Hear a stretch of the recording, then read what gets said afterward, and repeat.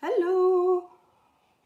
Let's move that a bit down so you can see my workstation. Oh, how are we today? Oh, my hair is in desperate need of a cut. It's like a mushroom, big mushroom. I'm also having my lunch. Sorry, I've come on a bit early, but I thought, I'll just start and eat because, you know, everyone wants to watch somebody eat. I missed lunch today with Mum and Dad because I was feeling a bit dizzy. Ooh. Yeah, I was feeling a bit dizzy. Hello. Hi Guido. Hi Kathy. Hi Jan. Hi Celia. Celia? I assume that's how it's pronounced. Tina. Hi Catherine. Yeah, I was feeling dizzy today and a bit tired. This happens in this new weird normality. I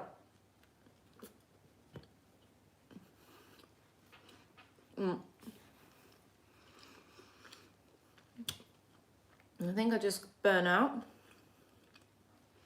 Oh, good. Celia, good.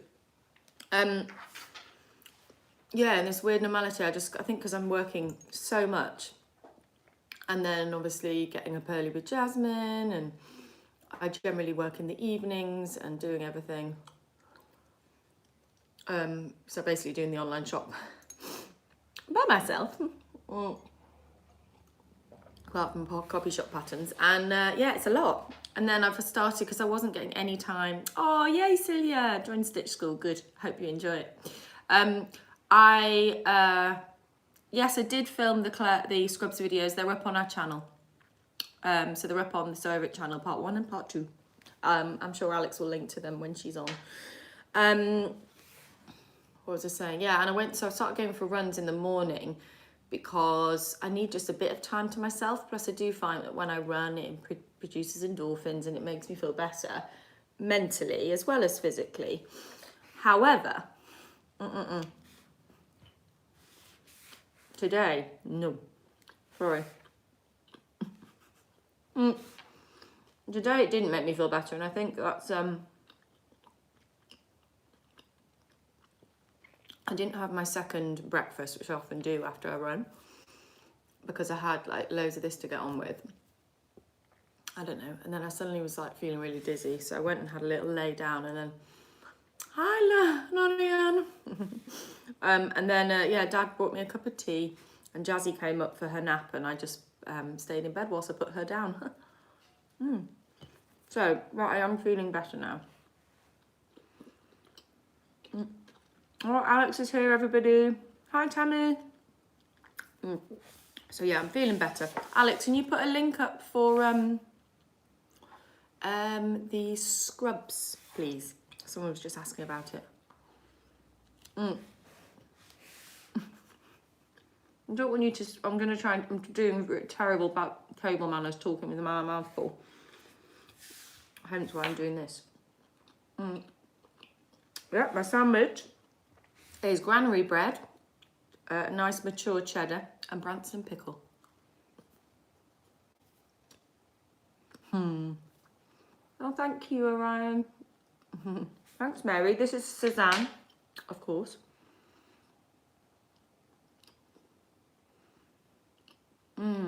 Okay. Celia, when it comes to fitting, it sounds like if you're short in the waist, this is not a bad one to fit actually, because it's a wrap, so you just need to short it.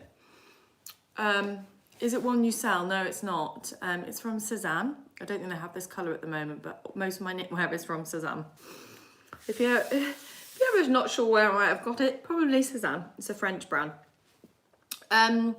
And yeah, so what I would do, so you probably need to make this little bit smaller. But then you might have to lower this. It depends. It might not. I don't know. It might be okay to leave this, but you're going to have to take some length out of here. Now, if you haven't already done that on your pattern and you're working with like just the bodice, then just lop it off the bottom of the waist seam. Not ideal, but that will shorten it. And then if you do need to add extra length, you can't do it necessarily for this one, but if you're petite, then I imagine you don't need to add extra length to the skirt. That's very quick and not very probably useful bit of fitting advice. Right, guys, so what have I done? Done some homework. Has anyone else done any homework? Oh, I'm going to take this off now that I've drunk a tea and had some food. You're welcome. I'm feeling a bit better. Sometimes it's hunger that makes you feel a bit cold, isn't it? Right. So, what is this? That's a tie. Okay, so I went ahead and I did one of these just because I thought as long as I do one with you, that's okay. And then, hi Sal. And then I also went ahead and put one of my sleeves in because again, as long as I do one with you guys. So that's my first sleeve that I've put in, and then we're going to do one first together.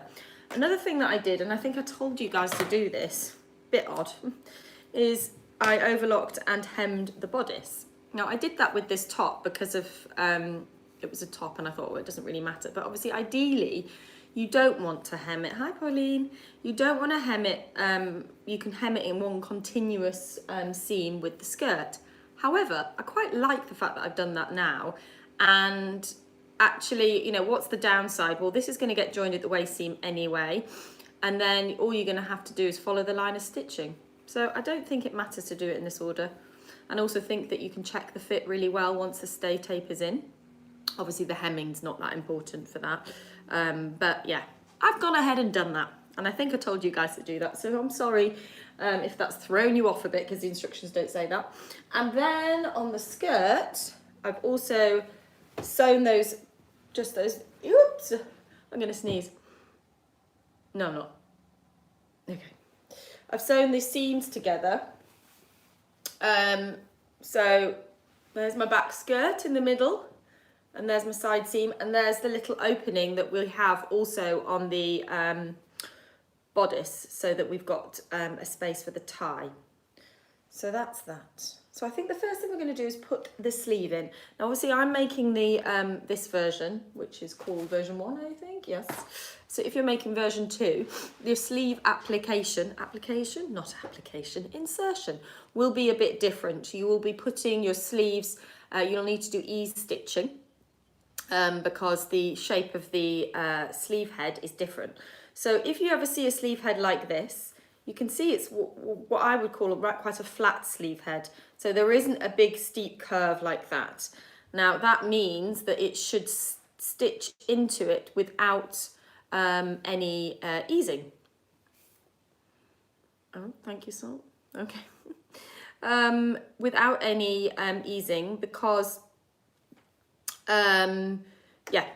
just it's not too much fabric there. So obviously a sleeve normally has a bit more needs a bit more fullness in the shoulder.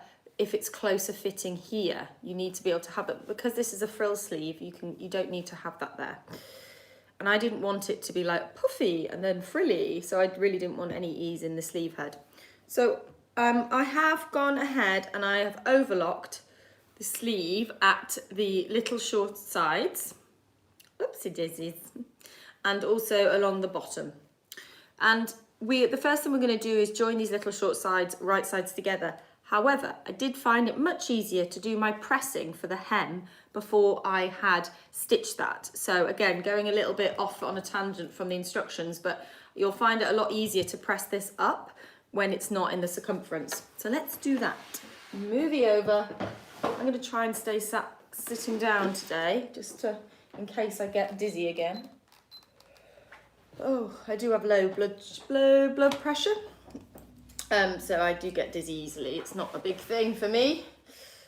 And also I think I get low blood sugar, so I have to kind of the combination of the two can mean that I faint easily.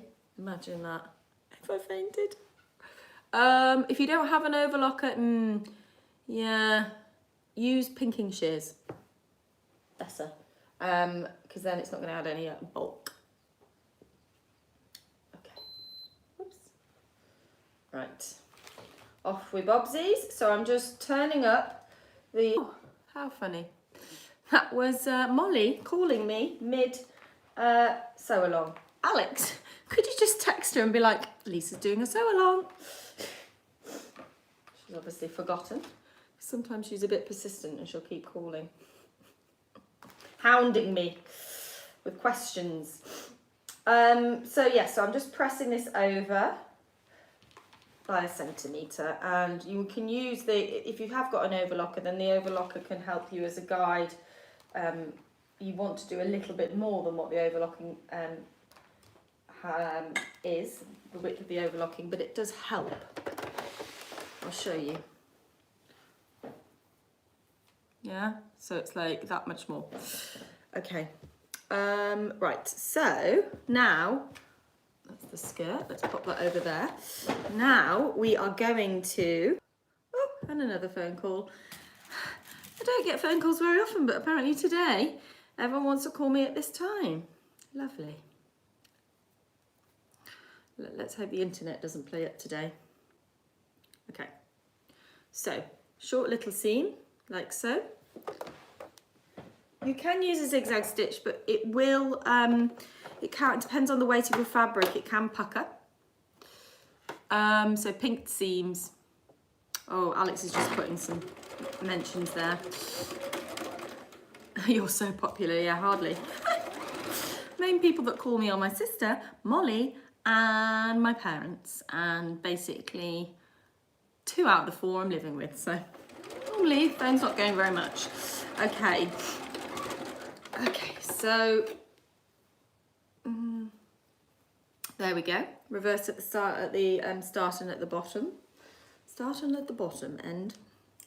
And then what we're going to do is stitch that. Ooh, got a few bits of long threads that I've got in the way there. So then we're going to press that little tiny seam open. Move him over. Oh goodness. We're going to press him open. Come like that. And then I'm going to just repress in the bottom of the hem there. Okay.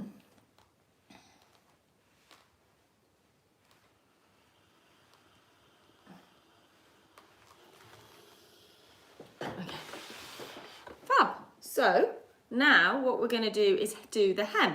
So we pressed it up all nicely. So I'm going to work from the right side, and I'm going to use the bottom edge as my guideline, lining that up against the right hand side of the foot. I'm going to start at the underarm bit. So I'm going to start here so that my reverse stitch is in a less obvious place. You can move your needle over a little bit if you wanted it to be more narrow, but as long as it's around 5 mils, that's fine. It's a preference if you want to make it narrower, but I quite like being able to stitch down most of the turned up hem. And you'll notice I've not put any pins in because the pins will just make it bumpy. And if you've pressed it well, you don't need to. With a narrow hem, I very rarely use pins. And the only time I would is if it hasn't ironed well.